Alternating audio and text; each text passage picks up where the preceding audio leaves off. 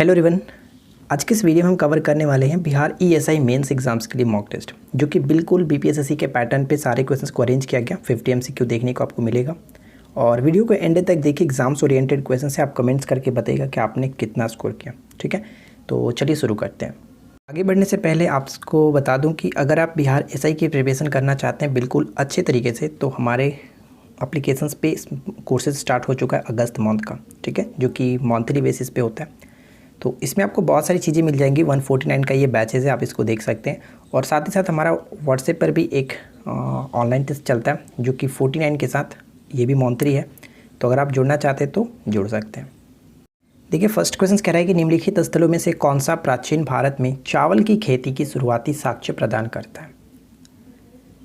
तो यहाँ पे करेक्ट आंसर क्या होगा? Option C, Koldihwa. ठीक है, अब बात करें कोल्डिहवा से संबंधित, तो कोल्डिहवा एक पुरातात्विक स्थल था और ये कहाँ पे पड़ता है? उत्तर प्रदेश के देवघाट के पास बेलन नदी के घाटियों में स्थित है। ठीक है, तो इसको आप ध्यान रखेंगे, ऑप्शन सी।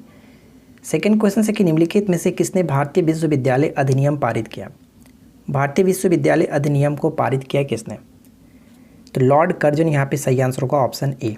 ठीक है, लॉर्ड कर्जन का समय आपको बताया 1899 से 1905 और इनके समय की बहुत सारी घटनाएं ऐसी है जो कि काफ़ी फेमस होती है, हमेशा एग्जाम्स में पूछा जाता है। ठीक है, जैसे इनके समय की सबसे महत्वपूर्ण जो घटना है, काफ़ी चर्चित घटना है, बंगाल विभाजन, और साथ ही साथ उसके बाद स्वदेशी आंदोलन हुआ और इनके समय में विश्वविद्यालय आयोग के गठन किया गया था, यानी कि विश्वविद्यालय अधिनियम बना।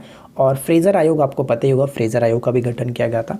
तो ये सभी आपको इंपॉर्टेंट है, ध्यान रखेंगे। तो सही आंसर यहाँ पे लॉर्ड कर्जन। क्वेश्चन नंबर 3 देखिए, निम्नलिखित में से प्रार्थना समाज के संस्थापक कौन थे? प्रार्थना समाज के संस्थापक कौन थे? राइट आंसर हो जाएगा ऑप्शन ए, आत्माराम पांडुरंग। ठीक है, आत्माराम पांडुरंग, ऑप्शन ए। भारत छोड़ो आंदोलन के समय भारतीय राष्ट्रीय कांग्रेस के अध्यक्ष कौन थे? भारत छोड़ो आंदोलन पारित हुआ था 8 अगस्त 1942 को, जो कि शुरुआत हुआ 9 अगस्त 1942 को। और उस वक्त भारतीय राष्ट्रीय कांग्रेस के अध्यक्ष जो थे अबुल कलाम आज़ाद। ठीक है, ऑप्शन हम सी को टिक करेंगे, अबुल कलाम आज़ाद। और एक चीज़ मैं आपको और बता दूं, अबुल कलाम आज़ाद से संबंधित और पॉइंट्स आप ध्यान रख सकते हैं। अबुल कलाम आज़ाद ही वो ऐसे शख्सियत हैं जो कि भारतीय राष्ट्रीय कांग्रेस के सबसे युवा अध्यक्ष रूप में जाने जाते हैं, क्योंकि 1923 का जो विशेष अधिवेशन हुआ था उसमें सबसे युवा अध्यक्ष के रूप में अबुल कलाम आज़ाद को ही चुना गया था। ठीक है, तो ये ध्यान रख सकते हैं। और साथ ही साथ अबुल कलाम आज़ाद को भारतीय राष्ट्रीय कांग्रेस के सबसे लंबे समय तक के अध्यक्ष के रूप में भी जाना जाता है, क्योंकि 1940 से लेकर के 1945 तक ये अध्यक्षता इन्होंने किया था। ठीक है, तो ये ध्यान रखिएगा। और एक चीज़ यहाँ पे बात कर लेते हैं कि जब भारत छोड़ो आंदोलन की बात की जा रही है तो उस वक्त लॉर्ड कौन थे? तो उस वक्त हम कह सकते हैं लॉर्ड लिनलिथगो का शासनकाल चल रहा था, क्योंकि उनका समय 1936 से लेकर के 1936 से लेकर के 1943 तक था। तो ये भी आपको याद रखना है। ठीक है, तो इतने सारे पॉइंट्स को ध्यान रखिएगा। चलिए, और एक पॉइंट्स और याद रख सकते हैं कि महात्मा गांधी ने भारत छोड़ो आंदोलन में ही करो या मरो का नारा भी दिया था, ये भी पूछा जाता है। निम्नलिखित का मिलान करें, तो यहाँ पे अच्छे तरीके से मिलान कीजिए और बताइए कौन सही तरीके से मैच होगा। तो चलिए हम यहाँ पे एक करके मैच करते हैं। जैसे हम लोग कई बार डिस्कस कर चुके हैं कि जो कृषि का आविष्कार हुआ था वो नवपाषाण काल में हुआ था। तो कृषि का आविष्कार यहाँ पे हम देख सकते हैं कि नवपाषाण काल ए के साथ मैच होगा। ठीक है, यानी 2 का ए होना चाहिए। तो 2 का ए यहाँ पे मिल रहा है, यहाँ पर भी मिल रहा है। तो ये भी क्लियर होगा कि फर्स्ट का बी भी होगा और 2 का ही होगा। ठीक है, या तो हमारा आंसर ये हो सकता है या फिर ये हो सकता है। तो अब बात कर लेते हैं हम लोग इस तीसरे नंबर पे। तो देखिए, मध्य पाषाण काल में क्या हुआ था? मध्य पाषाण काल में कह सकते हैं कि परिष्कृत उपकरणों का विकास हुआ। और कांस्य युग की बात करें तो इसमें लेखन का विकास हुआ था, कांस्य युगीन। तो यहाँ पे बिल्कुल सही है ऑप्शन हमारा बी। ठीक है, ऑप्शन बी बिल्कुल सही तरीके से मैच कर रहा है, तो राइट आंसर बी को टिक करेंगे। आगे बढ़ते हैं।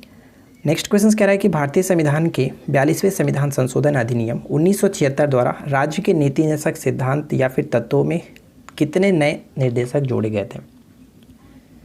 तो आपको पता है कि राज्य के नीति निर्देशक सिद्धांत की अगर हम बात करते हैं तो यहाँ पे 36 से लेकर 51 तक इसका अनुच्छेद आता है और ये भाग 4 के अंतर्गत आता है। ठीक है, 36 से लेकर 51 भाग 4 के अंतर्गत।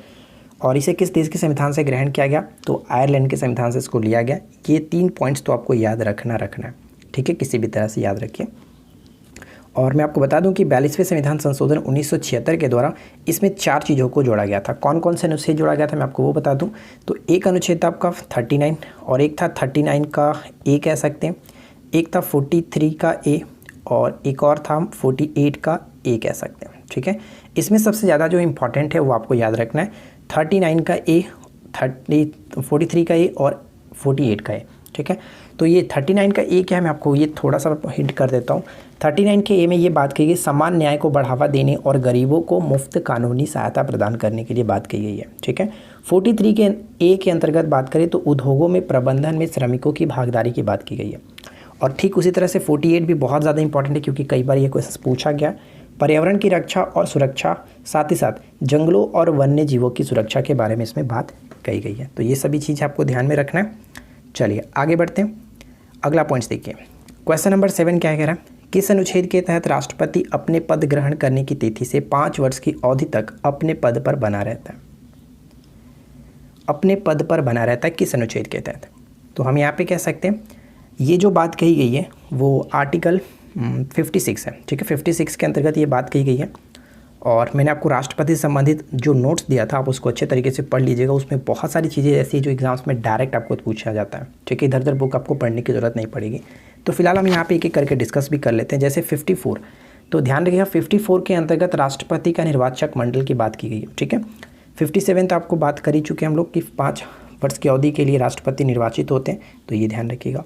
और 57 की अगर हम बात करें तो इसमें कह सकते हैं कि जितनी बार चाहे उतनी बार राष्ट्रपति अपने पद पर बन सकते हैं, यानी पद के लिए निर्वाचित हो सकते हैं, चुनाव लड़ सकते हैं, यानी पुनर्निर्वाचन कह सकते हैं। डायरेक्ट एक शब्द में पुनर्निर्वाचन की बात इसमें कही गई 57 में। ठीक है, और 58 क्या कहता है, तो 58 में राष्ट्रपति की क्या क्या योग्यताएँ होनी चाहिए इसके बारे में उल्लेख किया गया। तो फिलहाल यहाँ पर हमारा सही आंसर है ऑप्शन बी। चलिए अगला पॉइंट्स, नेक्स्ट क्वेश्चन है कि भारत में राज्यों के बीच सहयोग और समन्वय प्राप्त करने के लिए निम्नलिखित संस्थाओं में से कौन सी संविधानेतर या फिर विधितर संस्थाएं हैं। देखिए, संविधानेतर संस्था हम लोग उसे कहते हैं जिसका जिक्र संविधान में नहीं किया गया, यानी मूल संविधान में नहीं था या फिर किसी संविधान संशोधन के द्वारा उसका उल्लेख संविधान में नहीं जोड़ा गया। ठीक है, तब उसको हम लोग कहते हैं संविधानेतर संस्था, या फिर इसको गैर संवैधानिक भी कह सकते हैं। तो यहाँ पर अगर हम देखें तो राष्ट्रीय विकास परिषद का उल्लेख संविधान में नहीं है, राज्यपाल सम्मेलन का कहीं भी नहीं है, आंचलिक परिषद का भी कहीं नहीं है, लेकिन अंतर्राज्यीय परिषद का गठन से संबंधित 263 आर्टिकल आपको पता होगा तो इसका जिक्र है। तो हम यहाँ पे कह सकते हैं 1, 2, 3 एक प्रकार का संवैधानेतर या फिर गैर संवैधानिक निकाय है। तो 1, 2, 3 ऑप्शन बी यहाँ पे करेक्ट होगा। ठीक है, आगे बढ़ते हैं, अगला पॉइंट्स देख लीजिए। नेक्स्ट क्वेश्चन कह रहा है कि भारत के संविधान में निम्नलिखित में से क्या कथित है।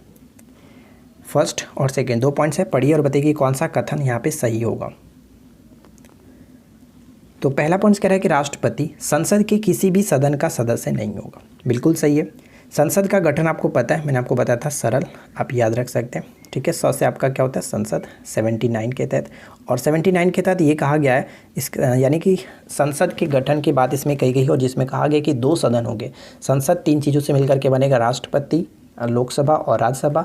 लेकिन राष्ट्रपति किसी भी सदन का, ध्यान दीजिएगा, संसद राष्ट्रपति और 2 सदनों से मिलकर के बनता है, लेकिन राष्ट्रपति संसद के किसी भी सदन का सदस्य नहीं होगा। तो यहाँ पे दोनों के दोनों पॉइंट्स बिल्कुल सही है, हम ऑप्शन बी को टिक करेंगे। ठीक है, तो इसको आप याद रखेंगे। चलिए नेक्स्ट क्वेश्चन क्या कह रहा है कि जैसे जैसे हम वर्ग में नीचे जाते हैं क्षार धातुओं की परमाणु त्रिज्याएं सामान्यतः प्रवृत्ति क्या होती है, उनकी त्रिज्याओं पर क्या प्रभाव पड़ता है, बढ़ता है, घटता है, स्थिर रहता है, बताइए। तो क्षार धातु की सबसे पहले हम बात करें तो मैं आपको बता दूं कि क्षार धातु किसे कहते हैं। स्क्रीन पर आपको एक पिक्चर दिख रहा होगा, इसमें आप देख सकते हैं, जो इसको हम लोग अल्कली मेटल्स भी कहते हैं, क्षारीय धातु को। तो क्षारीय धातु के अंतर्गत लिथियम हो गया, सोडियम हो गया, पोटेशियम, रुबिडियम, सीजियम और फ्रांसीसियम, ये सभी आते हैं। ठीक है, और आवर्त सारणी में इनको एस ब्लॉक में रखा गया, यानी ये एस ब्लॉक में स्थित है। तो इसको याद रखिएगा क्योंकि इंपॉर्टेंट बन जाता है। ठीक है, तो हम यहाँ पे अगर देख सकते हैं कि ऊपर से अगर हम जैसे देखें लिथियम हो गया, ऊपर से नीचे की तरफ अगर हम बढ़ रहे हैं तो वहाँ पे इनकी जो त्रिज्याएं होंगी वो बढ़ेगा। पहले इसका छोटा होगा, उसके बाद इसका बड़ा, इसका बड़ा, यानी ये बढ़ता जाएगा। ठीक है, इस तरह से हम कह सकते हैं कि त्रिज्या जो कि बढ़ेगी। ठीक है, तो ये बढ़ता है, यानी कि राइट आंसर हो जाएगा ऑप्शन ए। ठीक है। तो फ्रेंड्स उम्मीद करता हूँ कि आप लोग को ये वीडियो पसंद आ रही होगी। वीडियो अच्छी लग रही है तो वीडियो को लाइक कर दीजिएगा, दोस्तों के साथ शेयर कर दीजिएगा, और साथ ही साथ चैनल को सब्सक्राइब नहीं कर रखा है तो यार नीचे लाल बटन होगा, सब्सक्राइब पर क्लिक करके सब्सक्राइब कर ले, नोटिफिकेशन बिल को ऑन कर लीजिए। चलिए नेक्स्ट वन देखिए, निम्नलिखित में से कौन सी क्षारीय जो कि पृथ्वी धातु भूपर पट्टी में सबसे दुर्लभ है। क्षारीय पृथ्वी धातु भूपर पट्टी में सबसे दुर्लभ है, तो यहाँ पे हमारा सही आंसर क्या होगा? हम ऑप्शन सी को टिक करेंगे, रेडियम। और इसके संबंध में मैंने अच्छे तरीके से यहाँ पे नोट डाउन कर दिया, आप इसको पढ़ लीजिएगा, अच्छे तरीके से समझ लीजिएगा। देखिए, क्षारीय पृथ्वी धातुओं में कैल्शियम और मैग्नीशियम पृथ्वी की पपड़ी में बहुता में क्रमशः 5वें और 6ठे स्थान पर है। स्ट्रॉन्शियम और बेरियम में बहुत कम बहुता होती है। बेरिलियम दुर्लभ है और रेडियम सबसे दुर्लभ है, ठीक है, रेडियम की सबसे दुर्लभ है, तो ये ध्यान रखिएगा। चलिए आगे बढ़ते हैं। नेक्स्ट क्वेश्चन है कि आवेशित कणों के बीच लगने वाले बल को कहते हैं। आवेशित कणों के बीच लगने वाले हम बल को क्या कहते हैं? तो इन्हें हम लोग विद्युत चुंबकीय बल कह सकते हैं, ऑप्शन डी, ठीक है, विद्युत चुंबकीय बल। अगला पॉइंट देखिए, निम्नलिखित में से किसने अनिश्चितता का सिद्धांत दिया था? अनिश्चितता का सिद्धांत किसने दिया था? हाइजेनबर्ग, डी को टिक करेंगे, हाइजेनबर्ग। वर्ष 1939 में कांग्रेस को छोड़ने के पश्चात सुभाष चंद्र बोस ने किस दल का स्थापना की? तो ध्यान दीजिएगा, 1938 में कांग्रेस के अध्यक्ष भी यही थे, सुभाष चंद्र बोस जी, जो कि हरिपुरा अधिवेशन की अध्यक्षता कर रहे थे, ठीक है, हरिपुरा अधिवेशन की। लेकिन 1939 में भी इनको अध्यक्ष बनाया गया, लेकिन इन्होंने इस्तीफा दे दिया, और इसके बाद डॉक्टर राजेंद्र प्रसाद जी को अध्यक्ष बनाया गया था, और इन्होंने इस्तीफा देने के पश्चात फॉरवर्ड ब्लॉक की स्थापना की थी, ठीक है। जो 1939 था ये त्रिपुरी अधिवेशन था, ये भी ध्यान रखिएगा, ठीक है, त्रिपुरी। अब से पूछा था कि हरिपुरा कहाँ पे, गुजरात में पड़ता है, त्रिपुरी कहाँ पे, तो त्रिपुरी जो आपका जबलपुर में पड़ता है, ठीक है। तो ये सभी पॉइंट्स आपको ध्यान में रखना है। तो फिलहाल यहाँ पे सी आपका बिल्कुल सही आंसर है। एक चीज़ मैं आपको और बता दूं, जो 1938 का हरिपुरा अधिवेशन था, इसी में सुभाष चंद्र बोस के नेतृत्व में राष्ट्रीय, जो कि कह सकते हैं, या फिर नेशनल प्लानिंग कमेटी कह सकते हैं, इसका गठन किया गया था, जिसके प्रथम अध्यक्ष जवाहरलाल नेहरू को बनाया गया था। तो ये सभी पॉइंट्स ध्यान रखेंगे। नेक्स्ट वन देखिए कि वर्ष 1968 में डॉक्टर अरविंद खुराना को नोबेल पुरस्कार से सम्मानित किया गया था चिकित्सा के क्षेत्र में। तो यहाँ पे बताइए कि किस लिए इनको दिया गया था? तो अनुवांशिक कोड के लिए इनको ये पुरस्कार दिया गया था, नोबेल पुरस्कार, ऑप्शन बी। अगला पॉइंट्स, ग्लाइकोलिसिस का अंतिम उत्पाद कौन सा होता है? ग्लाइकोलिसिस का अंतिम उत्पाद क्या होता है? तो सही आंसर हो जाएगा ऑप्शन डी, पायरुविक अम्ल, ऑप्शन डी को टिक करेंगे। निम्नलिखित घटनाओं पर विचार कीजिए। निम्नलिखित घटनाओं पर विचार कीजिए। तो यहाँ पे देखिए 4 विद्रोह दिए गए, इन चारों विद्रोह को इनके कालानुक्रम के अनुसार आपको सजाना है कि कौन सी घटना सबसे पहले घटी। तो चलिए हम यहाँ पे देखते हैं। सबसे पहले अगर हम यहाँ पे ऑप्शंस में देखें तो सबसे पहले आपका हो जाएगा क्या? संथाल विद्रोह, ठीक है, संथाल विद्रोह, क्योंकि 1855 से 56 संथाल विद्रोह दूसरे नंबर पे आएगा, संथाल आपका हो जाएगा। उसके बाद हम कह सकते हैं सिपाही विद्रोह हुआ था, जिसको हम लोग 1857 की क्रांति के नाम से भी जानते हैं। और उसके बाद कह सकते हैं नील, ठीक है, नील विद्रोह कब हुआ था? तो नील विद्रोह आप याद रख सकते हैं 1859 से 60 में हुआ था। और लास्ट में हमारा आ जाएगा दक्कन का दंगा, जो कि 1873 से 74 के अंतर्गत आता है। तो ये आप ध्यान रखेंगे, ठीक है। अब हम यहाँ पे मैच करके देख सकते हैं 2, 4, 1, 3 कहाँ पर मिल रहा है? 2, 4, 1, 3 ऑप्शन डी बिल्कुल सही है, ठीक है। आगे देखिए, रुद्रसागर रामसर जो स्थल है, यानी आर्द्र भूमि स्थल है, किस राज्य में स्थित है? रुद्रसागर रामसर स्थल त्रिपुरा में पड़ता है। और रामसर स्थल से संबंधित मैंने आपको ऊपर में जो कि नोट्स दिया था, इससे पहले वाली वीडियो में 2-3 दिन पहले वीडियो बनाया था, तो अगर आपने नहीं देखा है तो देख लीजिएगा। अगला पॉइंट्स, निम्नलिखित अंग्रेजों में से कौन था जिसने सर्वप्रथम भगवत गीता का अंग्रेजी में अनुवाद किया? तो भगवत गीता का सर्वप्रथम अंग्रेजी में अनुवाद चार्ल्स विल्किंस ने किया, बी यहाँ पे बिल्कुल सही आंसर है। स्थायी बंदोबस्त व्यवस्था के संदर्भ में निम्नलिखित में से कौन सा कथन गलत है? तो इसके संबंध में मैंने बहुत अच्छे तरीके से अंग्रेज़ों की जो भू राजस्व व्यवस्था थी, जैसे इजारेदारी व्यवस्था, स्थायी बंदोबस्त हो गया, रैयतवाड़ी, महलवाड़ी, इन सभी पर एक कंप्लीट नोट्स मैंने प्रोवाइड करा। तो अगर आपने उस नोट्स को पढ़ा हुआ तो यहाँ पे कोई दिक्कत नहीं होगी, आप आसानी तरीके से कर सकते हैं। चलिए हम यहाँ पे देखते हैं कि क्या गलत है। जॉन सॉर ने स्थायी बंदोबस्त की व्यवस्था की योजना बनाई, जिसे 1793 में लॉर्ड कॉर्नवालिस ने बंगाल, बिहार और उड़ीसा में लागू किया, बिल्कुल सही है। इसके अंतर्गत क्या होता था कि ज़मींदार को ही ज़मीन का मालिक बना दिया गया था, तो ये भी सही है। और इसके अंतर्गत क्या था कि लगान के द्वारा जितने भी रकम होते थे, कुल रकम का 10 भाग जो है 10वां भाग वो ब्रिटिश को यानी कि कंपनी को देना पड़ता था, और इसका जो शेष भाग बचता था 1 भाग वो ज़मींदार अपने पास ही रखते थे। तो यहाँ पे हम कह सकते हैं कि तीनों के तीनों पॉइंट्स बिल्कुल सही है, कोई दिक्कत नहीं है। तो राइट आंसर हो जाएगा सभी सही है, डी को टिक करेंगे। ठीक है, सभी सही है। चलिए अगला पॉइंट देखिए। नेक्स्ट क्वेश्चन से कह रहा है कि ब्रिटिश इंडिया के निम्नलिखित में से किस अधिनियम में सामूहिक कार्यचालन के स्थान पर विभाग या फिर विभागीय पद्धति द्वारा वायसराय की कार्य परिषद पर उनके प्राधिकार को और बल प्रदान किया गया। तो हम यहाँ कह सकते हैं विभागीय पद्धति जो है सिंपल सी भाषा में लॉर्ड कैनिंग के समय में ये हुआ था, तो इंडियन काउंसिल एक्ट 1861 के तहत ऑप्शन ए को टिक करेंगे। ठीक है, और गवर्नर को अध्यादेश जारी करने की जो शक्ति दी गई थी वो 1861 के तहत ही दी गई थी, ये भी आपका इंपॉर्टेंट बन जाता है। अगला पॉइंट, चार्टर एक्ट 1833 में निम्न प्रावधानों में से कौन सा एक नहीं था, बताइए। चार्टर एक्ट 1833 में निम्न प्रावधानों में से कौन सा एक नहीं था।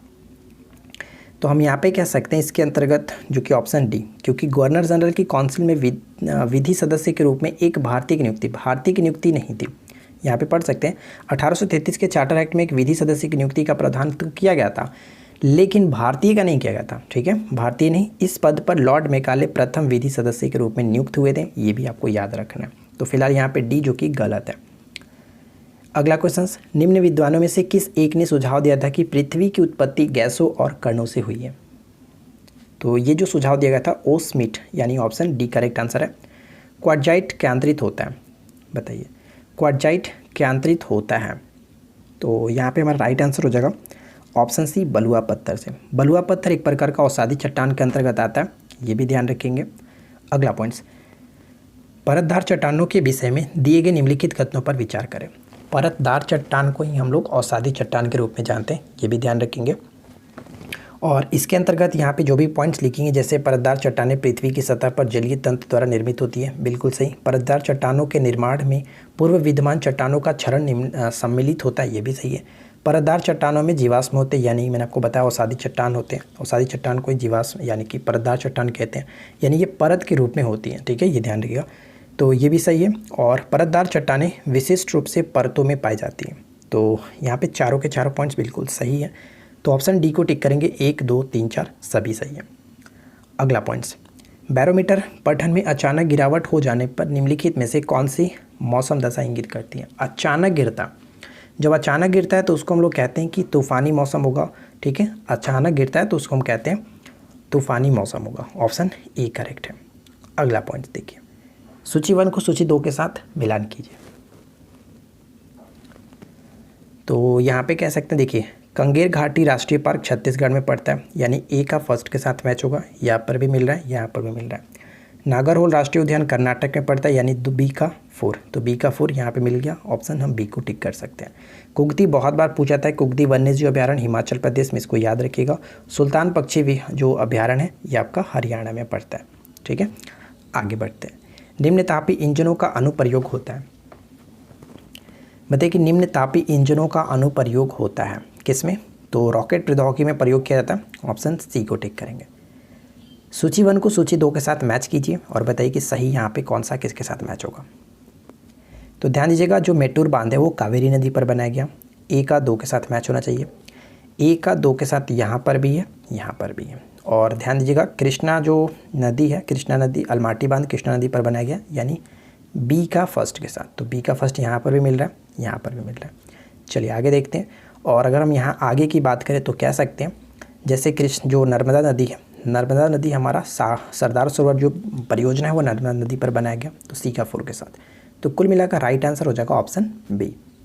अगला पॉइंट्स, लोक नृत्य रूपों और राज्यों में निम्नलिखित में से सही यहाँ पे मैच करना है। तो देखिए यहाँ पे अगर हम लोक नृत्य की बात करें तो सभी सही है, लेकिन ऑप्शन सी पे ध्यान दीजिएगा कि जो थाली होता है वो हिमाचल प्रदेश ना होकर के राजस्थान होता है, तो राजस्थान बिल्कुल करेक्ट होगा। अगला पॉइंट्स की जैव ऑक्सीजन मांग, जिसको हम लोग बायोकेमिकल ऑक्सीजन डिमांड के रूप में जानते हैं, बीओडी आप याद रखिएगा, किसके लिए एक मानक मापदंड है। तो ये कह सकते हैं जलीय पारिस्थितिकी तंत्र में प्रदूषण के अपमापन के लिए किया जाता है, सी यहाँ पे बिल्कुल सही आंसर है।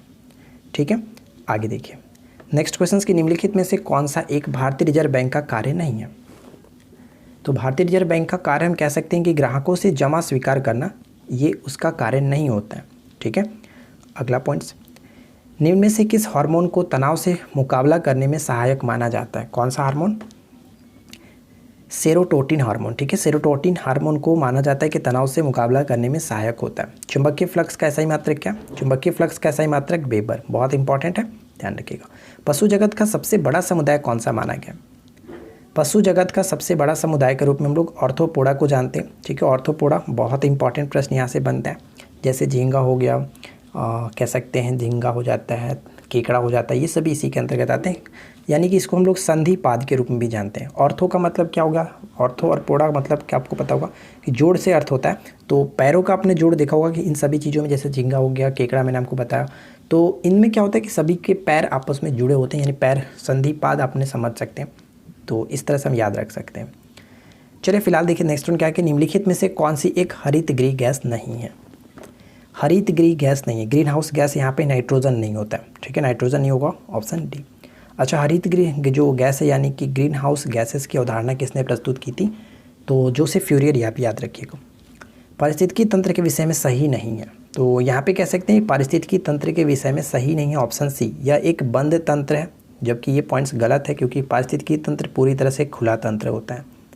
पारिस्थितिकी विज्ञान केंद्र कहाँ स्थित है? पारिस्थितिकी विज्ञान केंद्र कहाँ स्थित है? बेंगलुरु में। डी करेक्ट आंसर होगा बेंगलुरु। निम्नलिखित में से किसका मिलान गलत किया गया?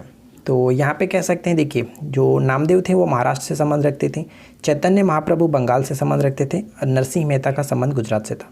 तो यहाँ पे कोई गलत नहीं है, सभी के सही, ऑप्शन डी होगा। यहाँ पे रामसर स्थल और उनके स्थान के साथ मैच किया गया। तो बताइए, प्री में भी आपने देखा था कि रामसर स्थल से क्वेश्चंस पूछे गए थे। तो देखिए दीपोर विल की बात करें तो ये असम में पड़ता है, 1 का 2 के साथ होना चाहिए। 1 का 2 के साथ सिर्फ एक ही ऑप्शन मिल रहा है, तो करेक्ट आंसर हो गया ऑप्शन ए। ठीक है, लेकिन बाकी को याद रखिएगा। जैसे होकेरा वेटलैंड की बात करें तो ये हमारा कहाँ पे पड़ता है? होकेरा वेटलैंड जम्मू कश्मीर। कंजली, ध्यान रखेंगे, कंजली पंजाब में स्थित है। और नादुर मंदमेश्वर की बात रखें तो ये आपका महाराष्ट्र में होगा। तो इन सभी को याद रखना है। ठीक है, चलिए ऑंग्ले नेपाल जो युद्ध हुआ था किसके शासनकाल में हुआ था? ऑंग्ले नेपाल युद्ध। तो ऑंग्ले नेपाल युद्ध 1800 कह सकते हैं संगौली की जो संधि हुई थी उसके साथ समाप्त हुआ था 1816 में। तो उस वक्त लॉर्ड हेस्टिंग्स का समय था। Lord Hastings, option B. पिंडारियों के दमन के रूप में भी जाने जाते हैं, और इनके समय में ही मराठा शक्ति काफ़ी जो कि कमज़ोर हो चुकी थी। और एक क्वेश्चन और याद रख सकते हैं, जो तीसरा ऑंग्ले मराठा युद्ध हुआ था इनके समय में ही हुआ था। अगला पॉइंट्स, वैनगंगा और पैनगंगा किसकी सहायक नदी है? तो ये हम कह सकते हैं कि ये गोदावरी की सहायक नदियाँ वैनगंगा और पैनगंगा। ठीक है, आगे देखिए, तमिलनाडु में होगेनकल जो जलप्रपात है तथा कर्नाटक में भारचुकी जो और गोलमुरी जलप्रपात है किस नदी पर अवस्थित है? तो इनका संबंध हो जाता है कावेरी नदी, सी को टिक करेंगे, कावेरी नदी। मानव विकास रिपोर्ट यानी HDR और मानव विकास सूचकांक HDI के बारे में निम्नलिखित पर विचार करें। ह्यूमन डेवलपमेंट रिपोर्ट, साथ ही साथ ह्यूमन डेवलपमेंट इंडेक्स के बारे में हमें बात करना है।